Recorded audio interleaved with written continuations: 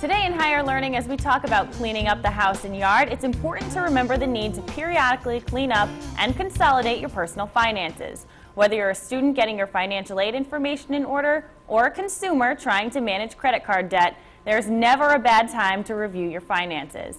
Here with some financial tips for spring cleaning is Legia Landry, CPA and tax manager at Consolidate, Renza and Company. Good morning.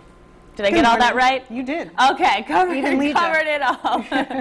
All right, so spring is here. Everyone's cleaning up their house. Why is this a good time to kind of clean up your finances as well?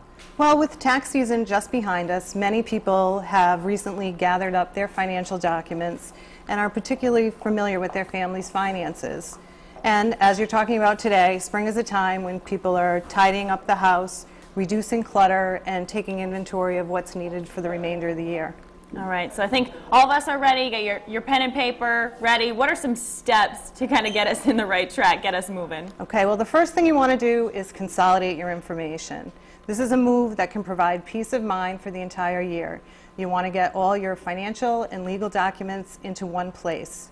So that would include your financial records, insurance policies, birth certificates, passports, and any other important information or documents. That can pile up after a while, too. Absolutely. A great resource to help you get organized is the Emergency Financial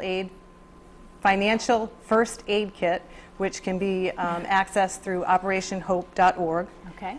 All right, and then the next thing, now that you're getting organized, you'll want to store or destroy documents. So it's a good rule of thumb to retain any tax documents from 3 to 6 years, which is the period of time you could be called upon to produce them as backup for your tax returns. Good to know.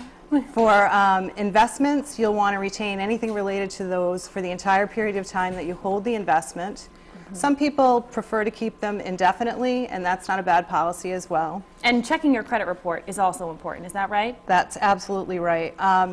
You'll want to check your credit report at annualcreditreport.com, which is the true free website to access that report. Don't fall for the fake places. Download your reports and then check them for accuracy and address any problems immediately. You don't want that to impact your future.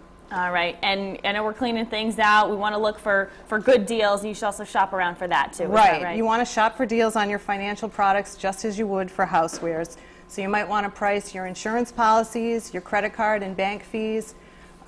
Significant savings can be just a phone call away. All right, and lastly, you said turn old items into income. Absolutely. How do we do that? Well, you've seen with Audrey, you can have a yard sale. So instead of pitching that old suit or bowling ball, you might want to spend a sunny Saturday having a yard sale or making a trip to the Salvation Army.